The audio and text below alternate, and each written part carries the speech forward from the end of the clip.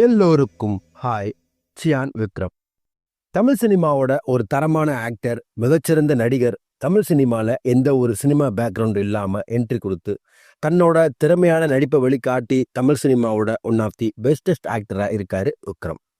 ரீசெண்டாக ஏசியு அருண்குமார் டைரக்ஷனில் விக்ரம் நடித்த வீர தீர சூரன் பார்ட் 2 வெளியாகி மக்கள் மத்தியில் நல்ல வரவேற்பு பெற்று படம் தாறுமாற ஓடிட்டுருக்கு.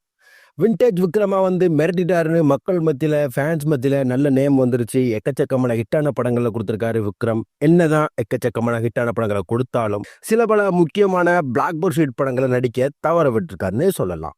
இன் திஸ் வீடியோ சியான் விக்ரம் தவற விட்ட டாப் 3 பிளாக் பஸ்டர் படங்கள் என்னென்னு கொஞ்சம் இன்ட்ரெஸ்டிங்காகவே பார்ப்போம்.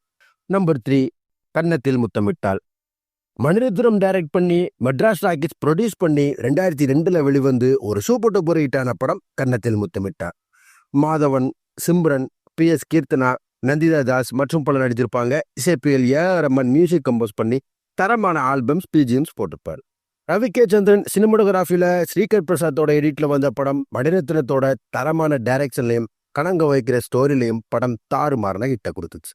இந்த படத்தோட கதையை ஃபர்ஸ்ட் மணிரத்னம் விக்ரம்கிட்ட தான் கொண்டு போயிருக்காரு. பட் சேம் டைம் விக்ரம் வேற படம் பண்ணிட்டு இருந்ததுனால இந்த படத்துக்கு நோ சொல்லி ரிஜெக்ட் பண்ணிட்டாராம். அப்புறம் இந்த படத்துல மாதவன் நடிச்சு அவரோட தரமான நடிப்புல படம் சூப்பர் டூப்பர் ஹிட் ஆச்சு.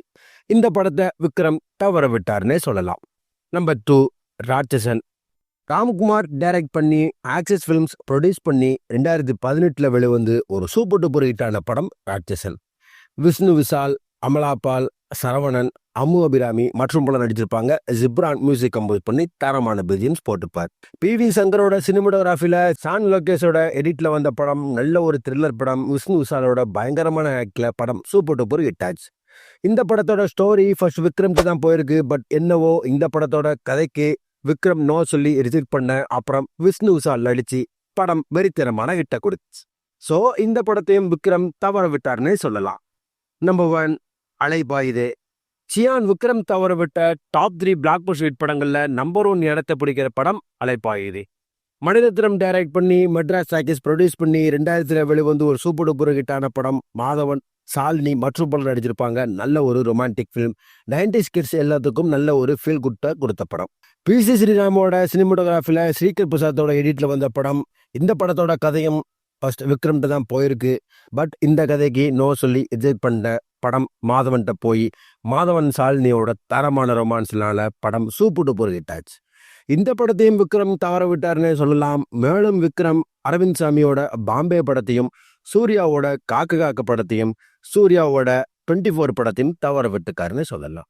என்னதான் இந்த படங்களை மிஸ் பண்ணியிருந்தாலும் தமிழ் சினிமாவில் இப்போ வர பாப்புலர் ஆக்டர்னு ஆணித்தரமா சொல்லலாம்.